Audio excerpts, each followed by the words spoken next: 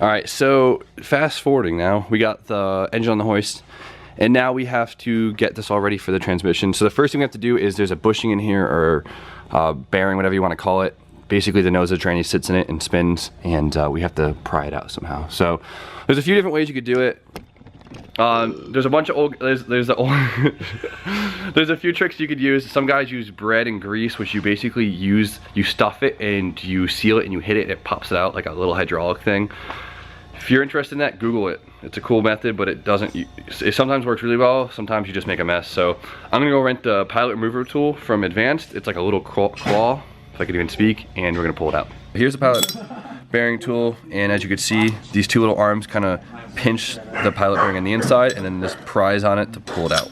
So we're gonna hopefully this works first time. Sometimes it's a pain in the ass, sometimes it's Oh, they brought it? Oh yeah, look at that, first try, coming out nice.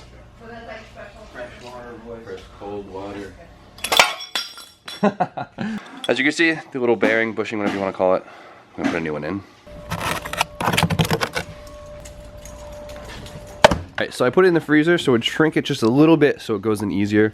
It does work, surprisingly, so now I gotta get the ice off of it. So this, you just tap it in, flush with the nose of the crank.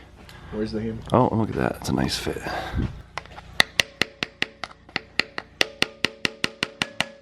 I want to use some lube too. She in. Alright, time to do the flywheel. Alright, so we got the lightweight flywheel. This comes in an eBay kit that we've always been pretty successful with. It's actually really cheap. I think the whole kit was like $1.80 with the pressure plate, clutch, and flywheel. I don't even think it was that. Oh, yeah, it was less. It's an eBay wheel, honestly, but we've had them in so many different 240s at this point, and we trust them. So, flywheel's nice and easy, I guess. Make sure your tranny plate is on because it sucks when you forget this because you gotta put it back on. Yes. For the flywheel bolts, what we're gonna do is we gotta put Loctite on them.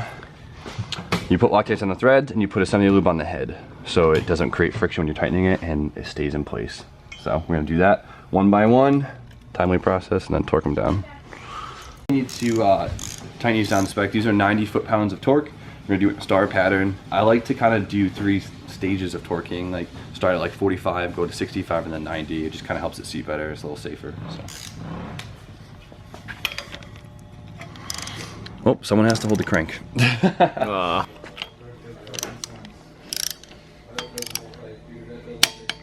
So now that the flywheel's on, we're gonna put the clutch and pressure plate on. Your alignment tool on, throw it on there, and you gotta align your clutch.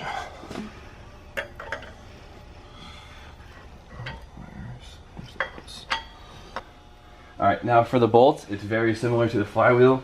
Some guys don't use Loctite, but I suggest it. Put Loctite on the threads, and then a semi-lube on the bolts, and torque on the spec, which can be 25 foot-pounds. Pretty little, but.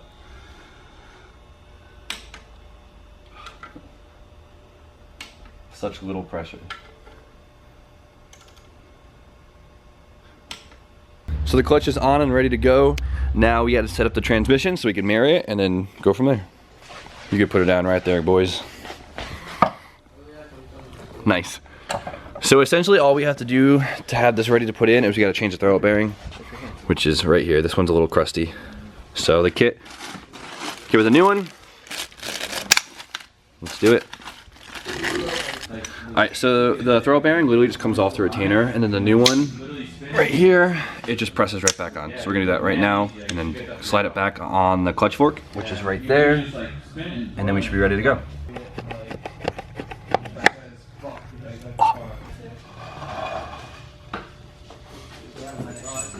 The motor? That's what the motor is. Okay. Right, it's gotta go this way, dude.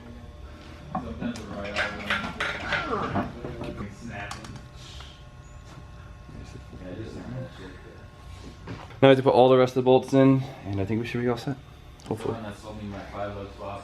Tranny is fully bolted down and we are ready to go.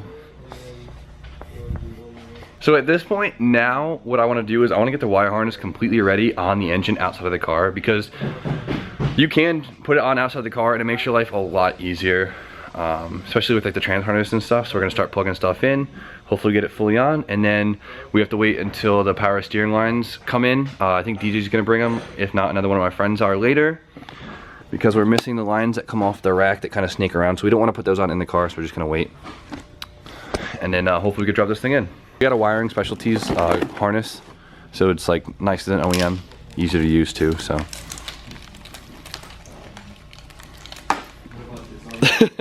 Beautiful. Yes. All right, let's start plugging stuff in. The first harness we're gonna put on is the starter / alternator harness. So as you can see, there's a battery terminal on there. So this gives power to the starter and from the alternator. And then there's a few other plugs in here that I believe this powers your chassis harness, I believe. And then this is your trigger wire for your starter, some grounds, and a part of your training harness. So let's put it in. So the FD is here, I guess. I got no phone call or anything, but Steph just ran inside. It's about time. All right, so the trans and alternator harness is on. Now to tackle the main harness, wherever it is. Where'd it go? It's already in there. Oh, It's already installed. oh, it's already in the car. I was set. Nice.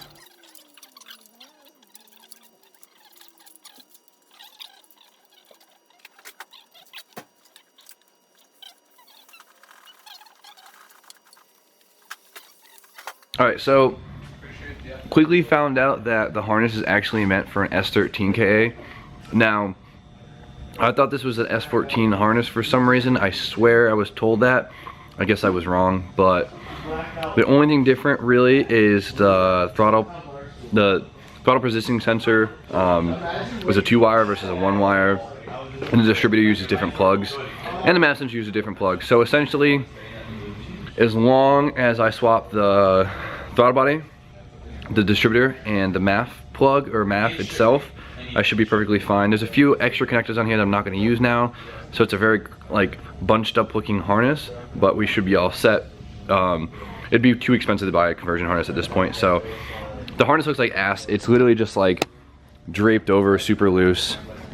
I tried snaking underneath the intake manifold because it looks cleaner, but I don't know. So we're gonna kind of just put it in as it is. It's really ugly and it's like barely together, but we'll be all set. We're still waiting on the power steering line, so hopefully those show up in the next hour or so. We'll put those in, and hopefully we can drop the motor in. I really want to see it in the car tonight, so just a waiting game. While we wait for the power steering line, somehow Jip is giving Drew a haircut. I guess this is what we're doing. Fades for 20. Oh yeah, hit me with that fade, boy. Damn, dude. Do you drive a Miata? Oh, dude, just take my keys already. We are back. Another episode of DrewTube. Hook Drew with Hold the on, haircut. let me take the chain out. Take the chain out. Get right. We are back. Another episode of DrewTube. Drew got right. I hooked Drew up, laced Keep him the up hairline. nice. My mom's a hairdresser. Not too bad. Good. Recessive gene. Yeah, he's icy. Pretty nice. Hit him up.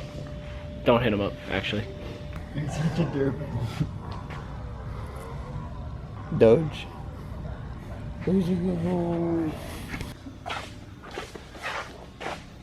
We're live. So we've got the power steering lines. They're a pain in the ass. Alright, so we got the power steering lines in, we're all set. Now I guess it's kind of time to put the engine in. It's weird. Drop it in. Let's do it. Let's do it. Alright, so I think we're just gonna send it in. Why the heck not? I really wish the wire harness was set, but whatever, we'll figure it out in the car. And I forgot to do the fuel line stuff, but like I said, I could do it in the car. But we got Bobby G out here to help us. Now I had to shorten the crane, which sucks because when it's really long, it helps a lot for just kind of anchoring in the bay. This, however, doesn't have the extended legs on it, so it tilts over if we jack it up more than like a foot even on this, so we have to use some leverage today.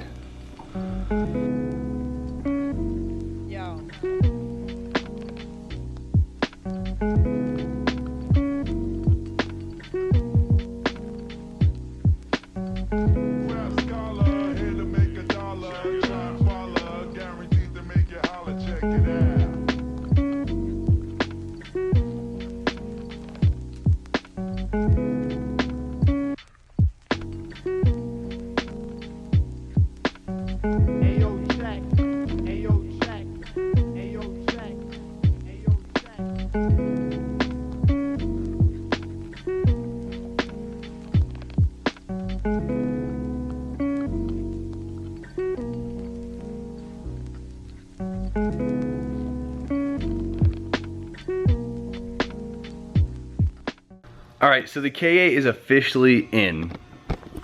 Check this thing out. That is unreal. I don't know why it fits in there so well. I'm pretty sure they're a lot skinnier than SRs because I know SR manifold is like here and like here. So there's actually a lot more room in here than I thought, so this might make my life a lot easier. Especially since I kind of have to redo the wiring in the bay. And as you guys could probably notice, the turbo is actually pointing straight into the tub. Now the CX Racing Kit, the factory intercooler, the intercooler that comes with it, goes off at a 90 degree and then comes straight through and then down. What we're gonna do is we're gonna try to do a mid-mount turbo setup like we did on my car and Drew's because we just love the way it feels. So what we're gonna do is we're gonna clock the turbo, have the outlet almost pointed straight down and do a 90 straight into the intercooler right here up top, and it should be perfect for the car. So I'm really excited about it. It fits way better than I thought. A lot of people were nervous about the hood clearance, but as you could see, since K8s fit pretty crooked, it actually fits perfectly. It might look like we're almost done, but there is still so much more we need to do. I mean, essentially nothing's hooked up, and whole wiring is such a mess, so I don't even know if it's gonna work, and I still have so much to do for it.